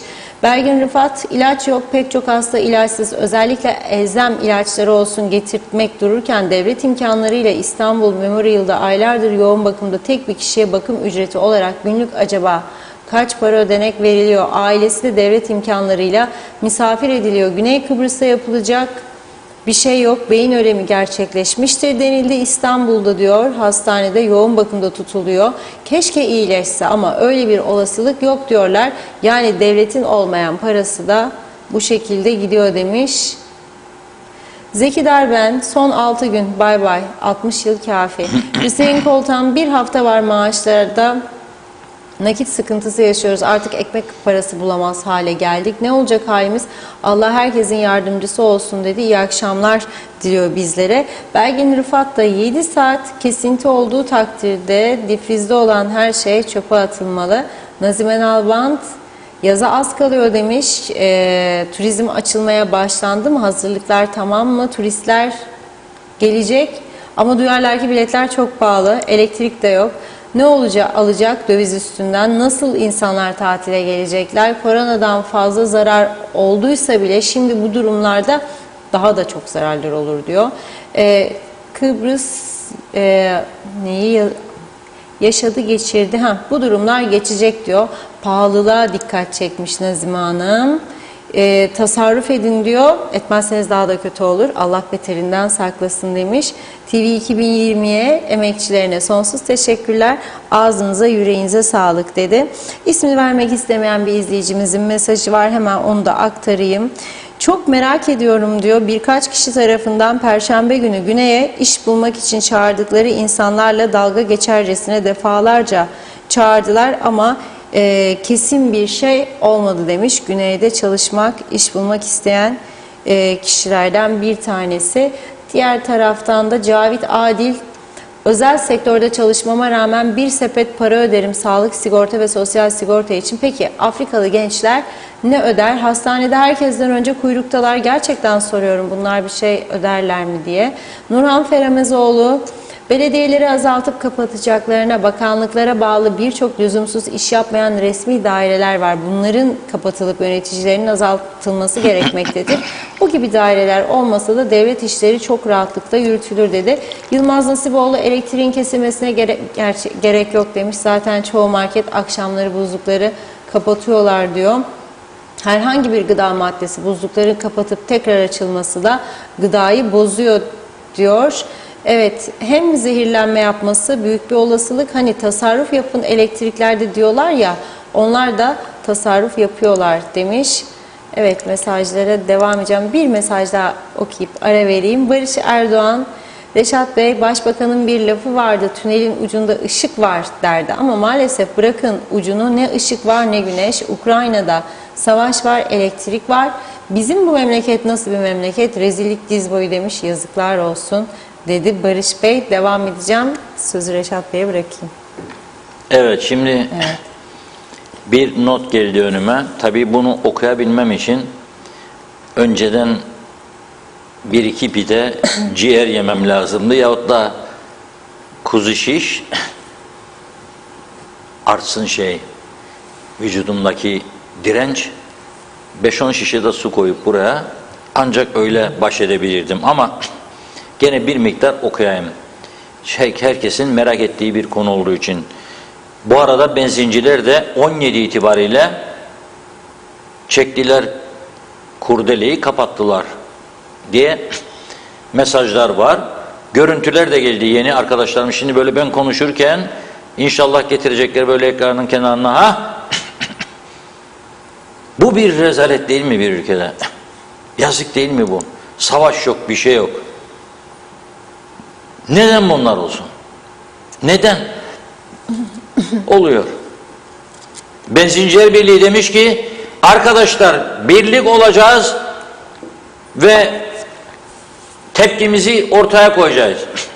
Böyle sabah benzin veriyorsun bana, öğlen vermiyorsun diye tedarikçilere, 2 şirket var biliyorsunuz. Onlara bir tepki amacıyla 17 itibariyle kapatmışlar. Yani kapatmayan varsa o istisnadır. Ama genel anlamda büyük bir uyum içerisine çoğunun 17'den sonra kapattığı bilgisi geldi. Bir de elektrik kurumu bir açıklama yaptı. Bugün daha demokratik olması açısından. Şimdi Güzelyurt'tan da birisi yazıyor, diyor ki ne saat gelecek bu elektrikler diye sormak için aradığımızda 180. sıradaymış diye otomatik bant girer devreye. 180. sıradaymış diye cevap gelmiş. Bir de cep telefonundan aradıysa da bekleyecek 180. sıra, zaten elektrik o saate kadar gelmiş oluyor. Tabii bu arada telefonla açık kalırsa fatura korkunç demektir. O yüzden durum enteresan. Şimdi 17.30 şu anda 18 saatler ile 19 saatleri arasında elektrik kesilecek bölgeleri okuyorum. Acele çok hızlı okuyacağım. Lefkoşa, Şehit Çocuğu arsaları, Gönyeli Belediye binası batısı, Öğretmen Sosyal Konutları bölgesi, Levent İlkokul bölgesi, Lefkoşa Fuar Alanı, Gönyeli Çemberi civarı, Levent Kesimhane civarı, Değirmenlik Çemberi, Değirmenlik 14. Zırhlı Tugay arası, yol üzeri bölge ve Değirmenlik 10. Zırhlı Tugay, Atatürk Spor Kompleksi. Biraz önce bahsettiydim. Duydu beni elektrik kurumu müdürü. Keseyim bunlara dedi. Zaten para da ödemezler herhalde. Para ödediklerini sanmıyorum o lambalar, o projektörler. Korkunç elektrik gideri var oranın. Atatürk Spor Kompleksi, Merkezi Cezaevi, Sanayi Bölgesi'nde Lefkoşa İtfaiye Şube Amirliği, Taşkınköy Sosyal Konutları, Escet Yusuf Caddesi civarı, Lefkoşa Sanayi Bölgesi'nin bir bölümü, Mahusa, Meriç, Gaziköy, Paşaköy Askeri Tesisleri, Turuşlu, Gurudere, Telefon Dairesi, Sulu Çember'den Atatürk Çemberi'ne kadar olan Salamis yolu, apartman tipi sosyal konutlar, Atatürk Çemberi, Zafer Anıtı, Elektrik Kurumu, Namık Kemal Lisesi, Otobüs Terminali, Eski Lemar Bölgesi, Levent ve Hacali Apartmanları, Polis Müdürlüğü, Mausa Tıp Merkezi, Deniz Plaza, Alaşsa İlkokulu, Çocuk Parkı Bölgesi, Benzinci Oğlu, Petrol Sema Otel karşısı, Çocuk Baykal Bölgesi'nin bir bölümü, Derinya, Sınır Kapısı, Kapalı Maraş, Ordu Evi, Deniz Evi, Palm Beach, Girne Bölgesi, Girne Polis Müdürlüğü. Polisin de kesiyorlar elektriğini. Olmadı bu işte. Olmadı bu. Asayiş nasıl sağlanacak?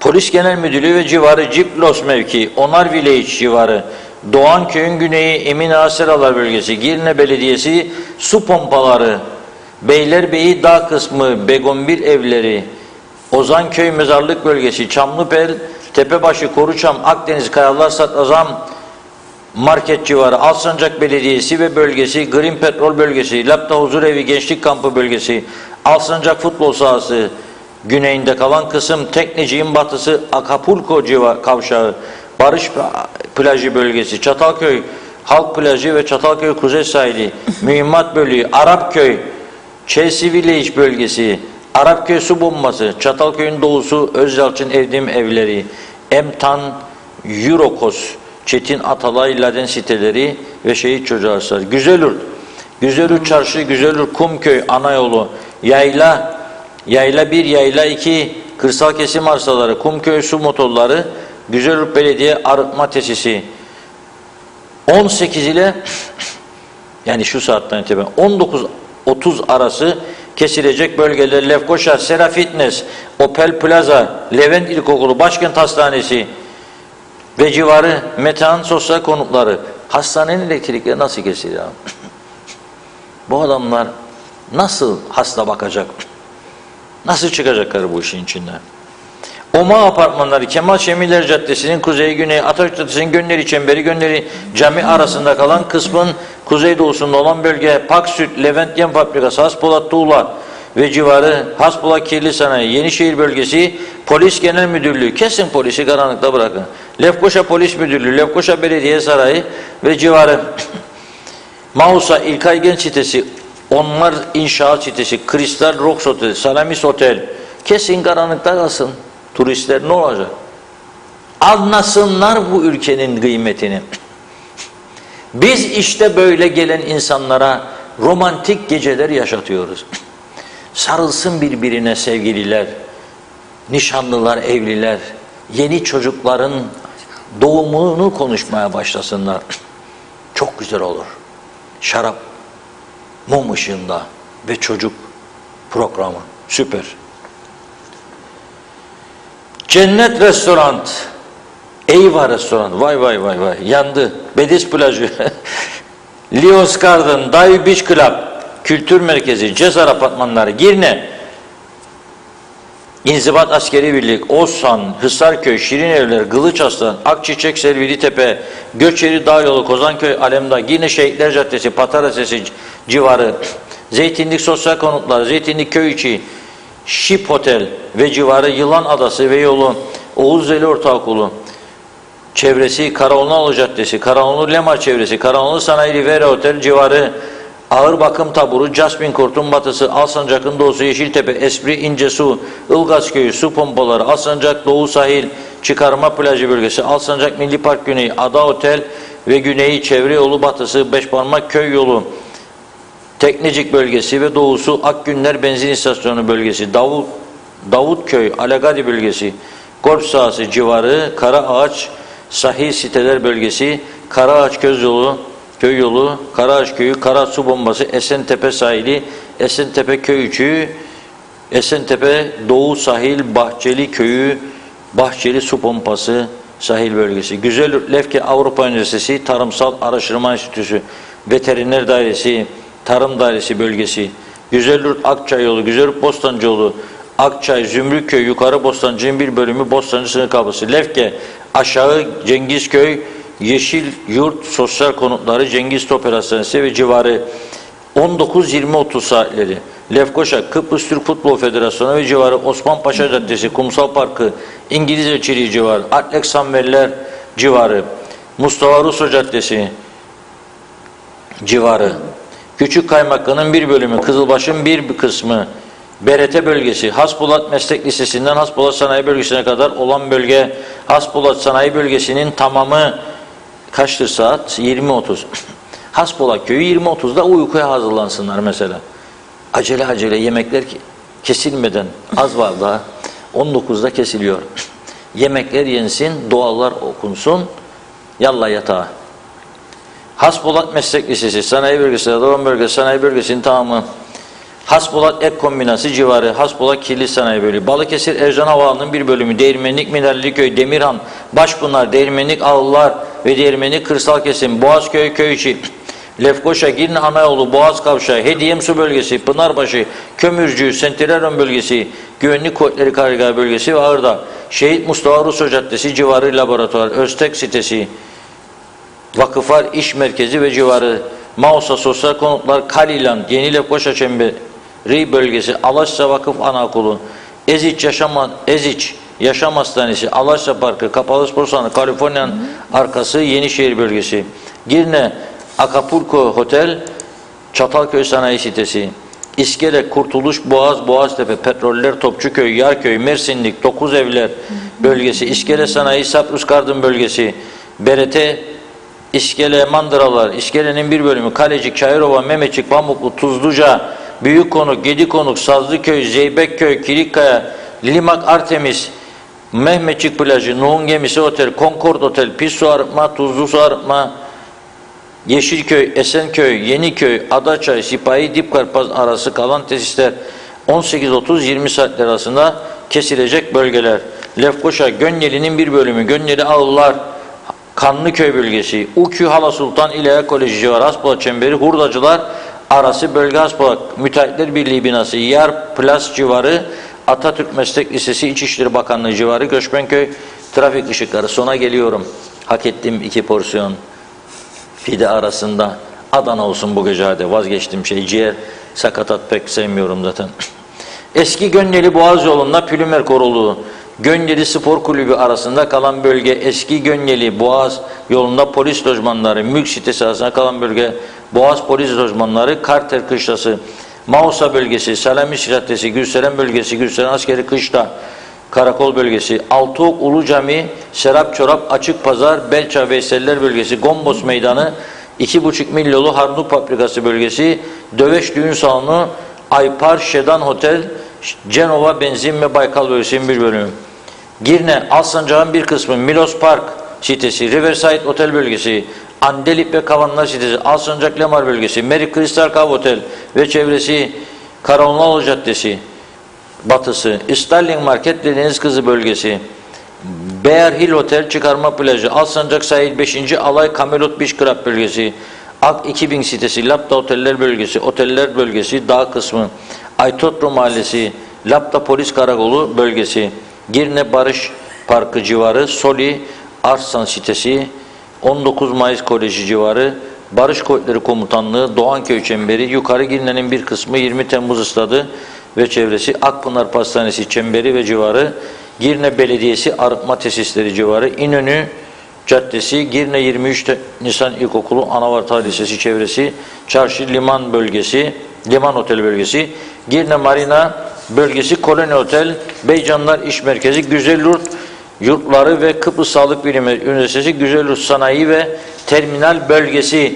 Okuya okuya yoruldum. Siz yorulmadınız mı insanlara bu işkenceyi çektirirken? Acep. Bu kadar işkenceyi çektirirken yorulmuyor musunuz ya? Ben yoruldum okumaktan. Ya bu insanlar her gece 1 saat, 1,5 saat, 2 saat bu çağda nedir bu? Nedir bu? Yani hastanelerin elektrik parasını ödemeyeceksiniz, devlet dairelerinin ödemeyeceksiniz, spor sahalarında, spor merkezlerinde gece vakti oyunlar oynatıp, kendiniz çalıp, kendiniz oynayıp, oraların paralarını ödemeyeceksiniz. Devlet daireleri sabahtan yak kızım klimayı da geliyorum yoldayım. Klimalar gümbür gümbür çalışacak. Odadasınız değilsiniz, çalışmaya devam edecek. Kimse bakmayacak. Ve ondan sonra bunun cezasını bu faturaları ödeyen halk çekecek. Ödüyor muyum parayı? Ödüyorum. Ne akla kesiyorsun o zaman? Esas mesele 1 Nisan'dan itibaren. Onu da sordum bugün. Yeni faturalar dedim ne zaman dağıtılacak? Ama lütfen dedim bir gün önceden vatandaşa duyurun. Neden duyurun?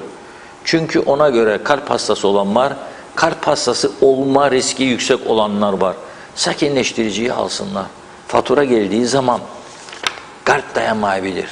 Eli titreyecek adamın, hanım bir şeyler oluyorum geldi. Fatura %300 zam. Bakalım neler olacak neler.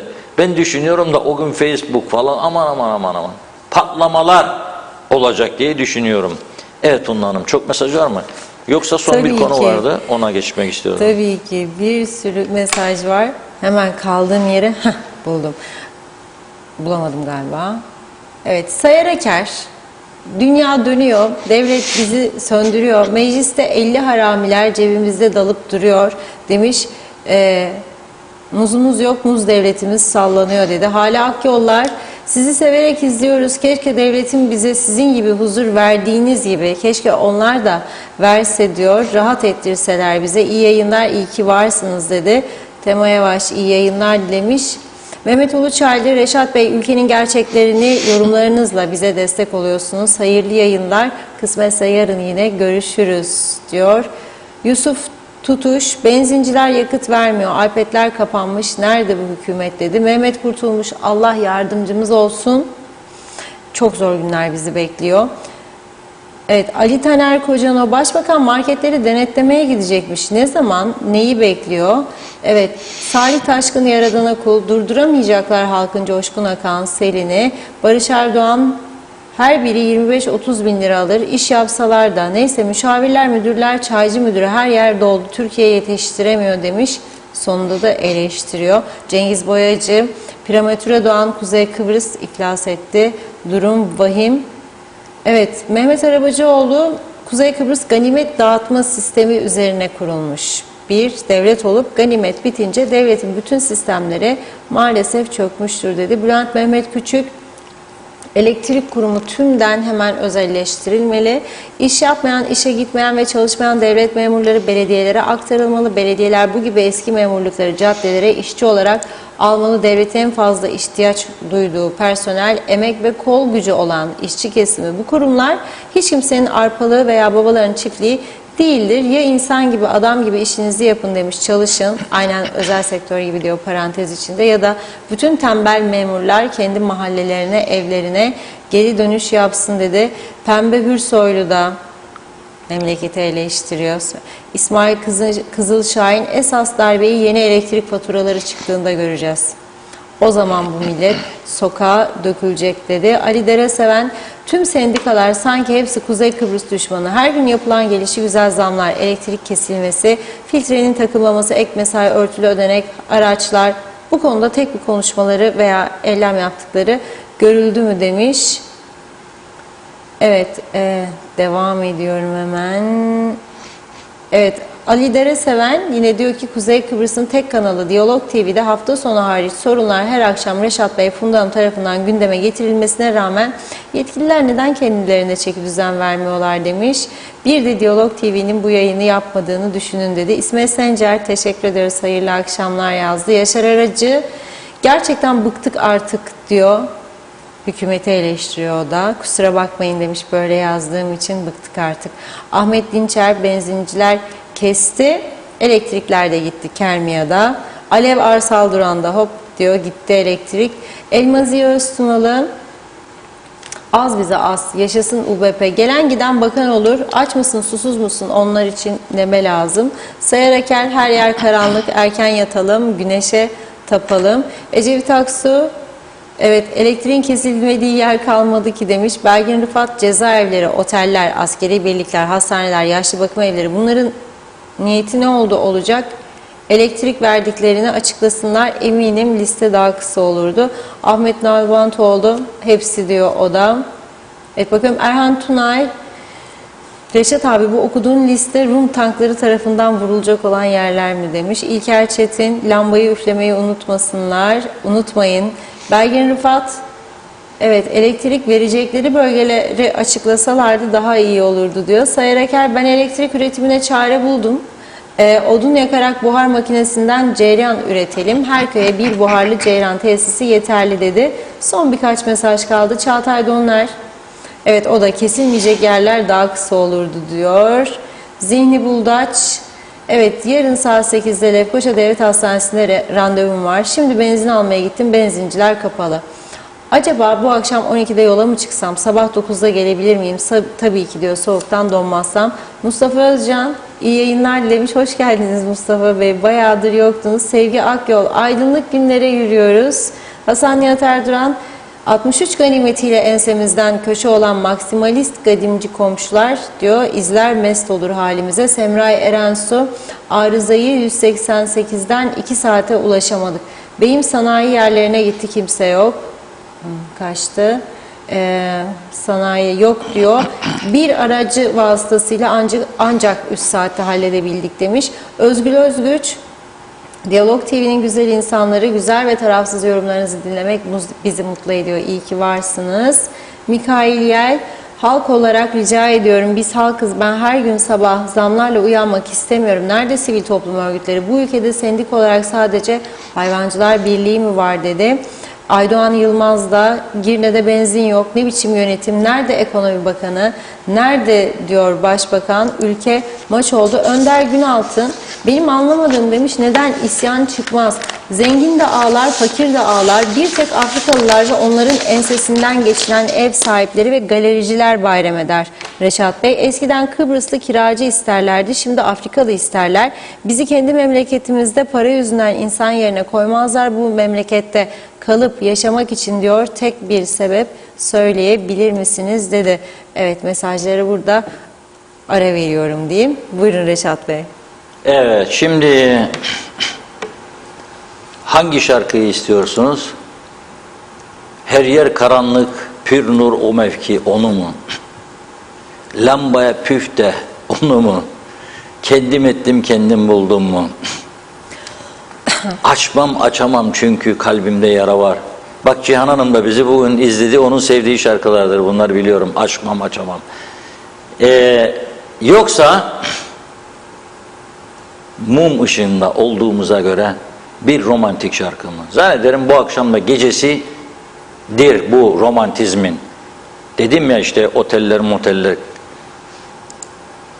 elektrik gidince turist ne yapacak? Bir tek çaresi kalır. Otellerin jeneratörü olan var, olmayan var. Çalışan var, çalışmayan var. Yakıt var, yok. Aha biraz önce gördük. Yakıt yokmuş. Nasıl alacak adam koyacak jeneratörü? Ne diyecek turistlere? Bu gece size özel bir sürpriz hazırladık. Mum ışığında yeme, içme, ondan sonra odada özel servis. Yani bırakalım yemekleri, içecekleri, siz keyfinize bakın, biz de keyfimize bakalım. Onun için bir romantik şarkı gider bu mum ışığında.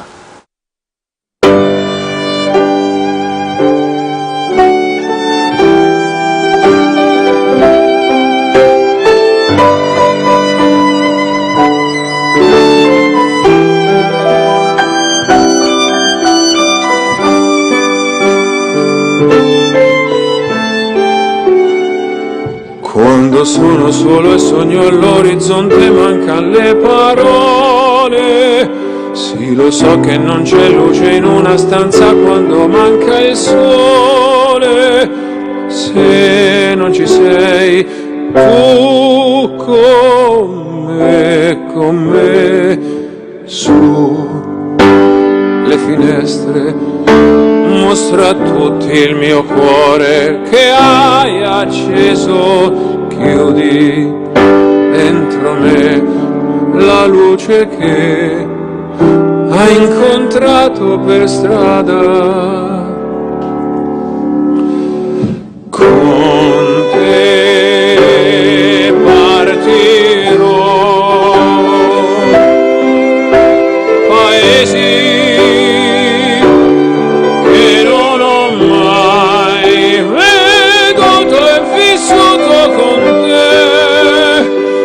adesso si rivivrò con te, partirò su navi per mari che io lo so, non esistono più, con te io li vivrò. Quando sei lontana sogno all'orizzonte e mancan le parole. E io sì lo so che sei con me, con me. Mia luna tu sei qui con me. Mio sole tu sei qui con me, con me, con me, con me. Time to say goodbye, paesi che non ho mai veduto e vissuto con te, adesso si rivivrò con te, partirò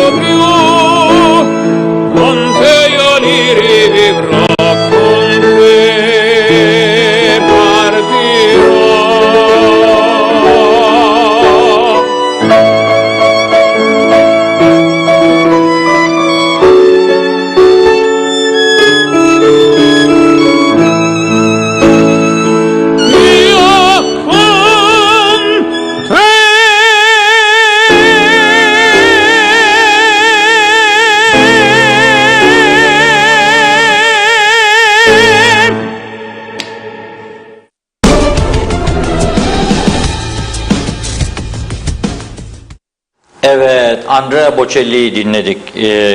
Çok müthiş bir ses, müthiş bir sanatçı. Bu arada teşekkür ediyorum. Özelden gelen mesajlar, bugünkü resmi gazete geldi elime. Üst kademe yöneticileri atama, işte bak bu doğru olan budur. Ülkenin düzlüğe girebilmesi için akaryakıtı bırak, önce üst kademeyi değiştirin hemen ki umut pompalansın vatandaşa herhalde. Bayındırlık Ulaştırma Bakanlığı Plan Proje Müdürlüğü mevkiine Ayşe Tosunoğlu'nun 23.3 tarihinden itibaren atanması, yarından itibaren yani. Ayşe Hanım bak önemli bir göreve geldiniz. Pastalar ikram edildiğinde birer dilim de biz istiyoruz Funda Hanım'la. Ona göre. İlk sizi okudum yani.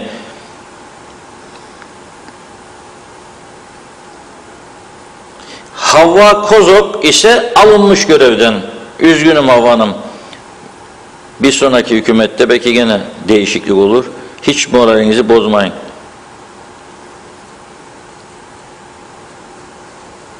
Dürdane Abi Acı Ulaştırma Bakanlığı Bakanlık Müdürlüğü'ne atanmış. Hayırlı uğurlu olsun Dürdane Hanım.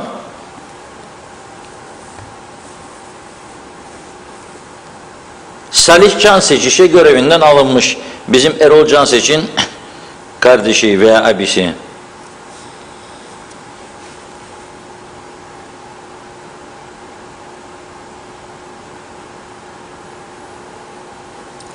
Suat Yeldener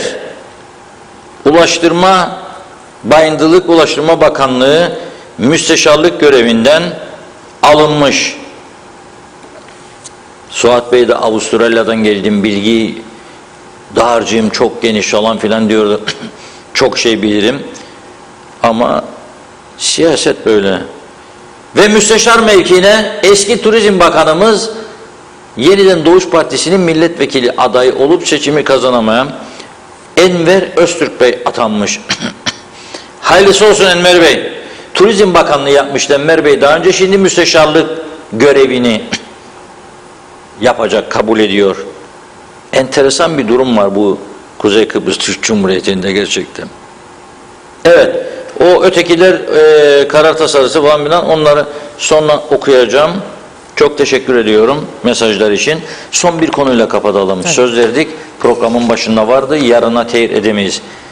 O kadar bir ciddi suç patlaması var ki, nüfusa göre söylüyorum. Ve her zaman söylüyorum, gene söylüyorum, güneyde de var. Ama bizde özellikle çocuklara ve engellilere, yardıma muhtaç kişilere yönelik tecavüzlerde çok ciddi artışlar var. Buna çok dikkat etmek lazım. Polis devriyeleri bu açıdan çok önemlidir. Ahlaksıza bakın siz, alıyor 5 yaşında ve 6 yaşında iki çocuk kapılarının önünde, evlerin önünde oynarken, gelin sizi diyor çocuk parkına götüreyim. O 5 ve 6 yaşındaki çocuklar da adama kanıyor ve gidiyor ilkokulun, üstelik Girne'de 23 Nisan İlkokulu'nun çocuk parkına, oraya, ve çocukları soyuyor, çıplatıyor ve birçok pislik yapıyor. Birçok pislik. Bu gidişi gören diğer çocuklar annelerine söylüyor, babalarına. Onlar da o çocukların babalarına söylüyor. Bir tanesi. O baba gidiyor parkta, bu ahlaksız dedik başlık bugün. Tam bir ahlaksız. Buluyor onu orada. Ve önce bir güzel pataklıyor. Sonra da götürüp polise teslim ediyor. Fakat yasalarımız öyle bir enteresan ki hem bunu tutukluyor ki esas bu linç edilmesi gereken adam, hem de adamı dövdü diye tutukluyor. Dövemezmiş. Ne yapması lazımdı?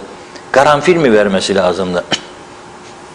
Adam çocuklarının o durumda olduğunu görünce bir bakmak lazım bu yasalara. Ey meclis, ey meclis! Kendinize gelin de artık sabırlar en üst noktadadır. Olmaz. Bu ülke bunu hak etmiyor. Bu insanlar bunu hak etmiyor. kendinize geliniz. Böyle boş salonlara nutuk atmakla bu ülkenin sorunları düzelmez ve bu ülke çok daha kötüye gider. Yazık, günahtır. Güzel bir ülkemiz var. Çok iyi noktalara taşıyabileceğimiz bir ülkemiz var. Ama ilgi istiyor ve önlem istiyor.